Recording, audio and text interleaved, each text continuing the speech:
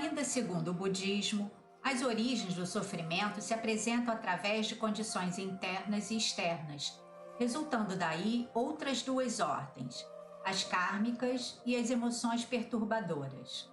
Indubitavelmente, conforme acentua a doutrina espírita, o homem é a síntese das suas próprias experiências, autor do seu destino, que ele elabora mediante os impositivos do determinismo e do livre-arbítrio. Esse determinismo, inevitável apenas em alguns aspectos, nascimento, morte, reencarnação, estabelece as linhas matrizes da existência corporal, propelindo o ser na direção da sua fatalidade última, a perfeição relativa. Os fatores que programam as condições do renascimento no corpo físico são o resultado dos atos e pensamentos das existências anteriores. Ser feliz quanto antes ou desventurado por largo tempo depende do livre-arbítrio pessoal. A opção por como e quando agir libera o espírito do sofrimento ou agrilhoa-o nas suas tenazes. A vida são os acontecimentos de cada instante a se encadearem incessantemente. Uma ação provoca uma correspondente reação, geradora de novas ações, e assim sucessivamente. Desse modo, o indivíduo é o resultado das suas atividades anteriores. Nem sempre, porém, se lhe apresentam esses efeitos imediatamente, embora isso não o libere dos atos praticados. Portanto, os sofrimentos humanos de natureza kármica podem apresentar-se sob dois aspectos que se complementam: provação e expiação. Ambos objetivam educar ou reeducar, predispondo as criaturas ao inevitável crescimento íntimo, na busca da plenitude que as aguarda. A provação é a experiência requerida ou proposta pelos guias espirituais antes do renascimento corporal do candidato, examinadas as suas fichas de evolução, avaliadas as suas probabilidades de vitória e os recursos ao seu alcance para o cometimento.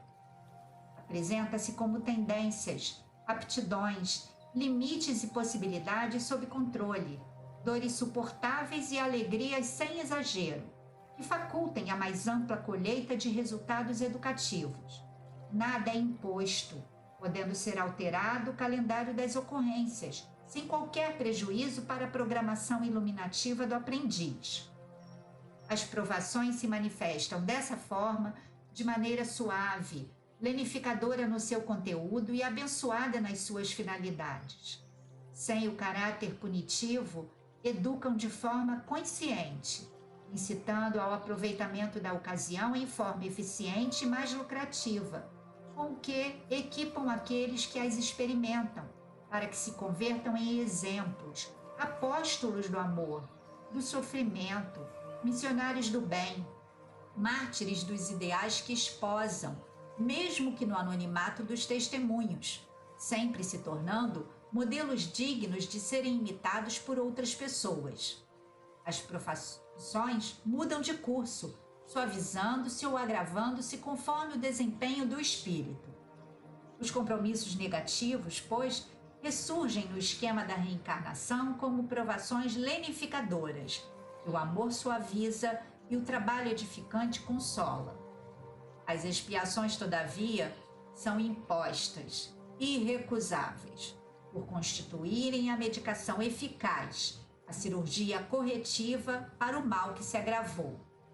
Semelhante ao que sucede na área civil, o delinquente primário tem crédito que lhe suaviza a pena e, mesmo ante os gravames pesados, logra certa liberdade de movimento sem ter a liberdade totalmente cerceada. O reincidente é convidado a multa e prisão domiciliar, conforme o caso. No entanto, aquele que não se corrige é conduzido ao regime carcerário e, diante de leis mais bárbaras, à morte infamante. Cada ser vive com a consciência que estrutura.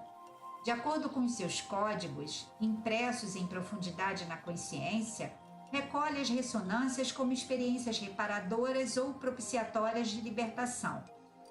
Há, em nome do amor, casos de aparentes expiações, seres mutilados, surdos-mudos, cegos e paralisados, ancenianos e aidéticos, entre outros, que escolheram essas situações para lecionarem coragem e conforto moral aos enfraquecidos na luta e desolados na redenção.